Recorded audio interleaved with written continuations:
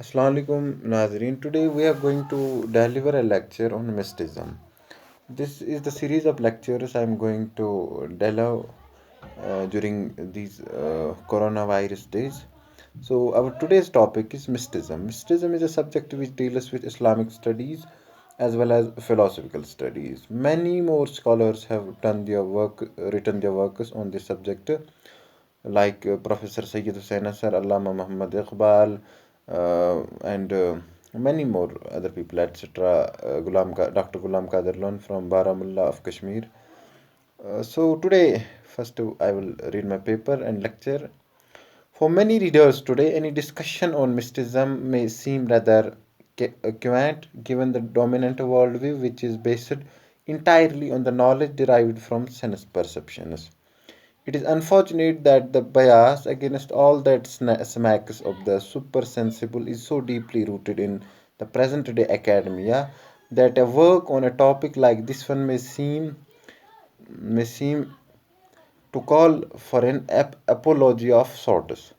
Yet one must remember that the literary history of both the Christian and the Islamic worlds may never be approached with a deliberate neglect, let alone disdain of the mystical aspect which has traditionally remained crucial to literary experience. Apart from the overtly religious poetry of some English metaphysical poets and Persian Sufis, there is a vast corpus of poetry in both West and East which is rooted in some form of mysticism. That what follows here is a brief outline of the relationship between mysticism and poetry in spite of the deep suspicion towards the former in the current secular age and attempt to demystify all areas of the human experience which purport to be rooted in some higher realm.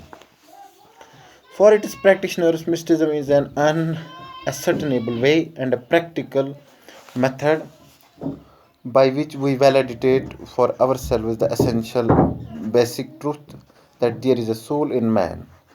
Mysticism provides an alternate perspective to view reality and hence remains indispensable for those who seek to realize its true meaning. The beliefs, insights, and experiences are revered even today.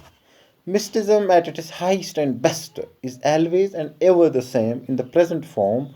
Practical mysticism has brought meaning, comfort, and peace to countless troubled souls. The seekers of the modern era still gaze backward into the past, enchanted by its revelations and fascinated by its illuminations.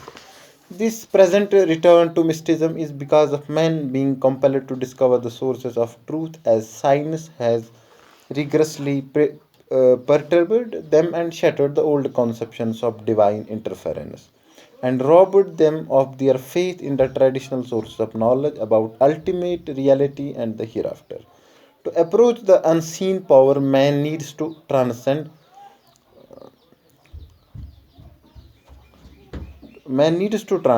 ordinary consciousness to experience higher states of awareness. Mystical consciousness is one such man's state of consciousness, an awareness originating from one's soul through which man can flee his senses and approach the unseen.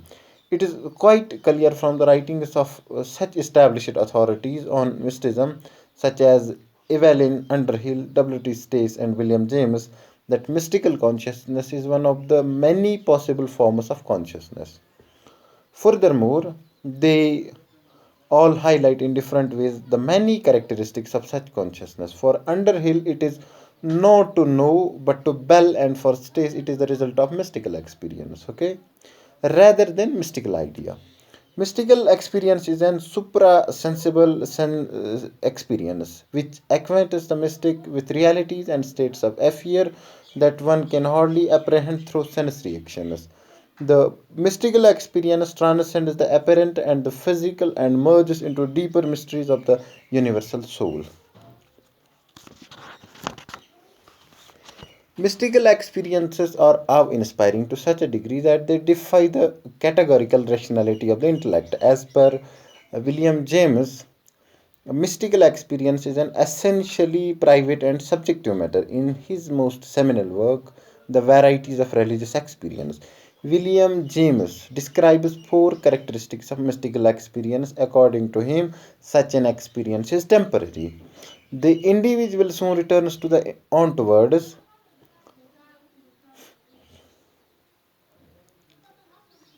into, and the individual feels that he or she has learned formally, normally hidden from human understanding, and the experience happens to the individual largely without conscious control.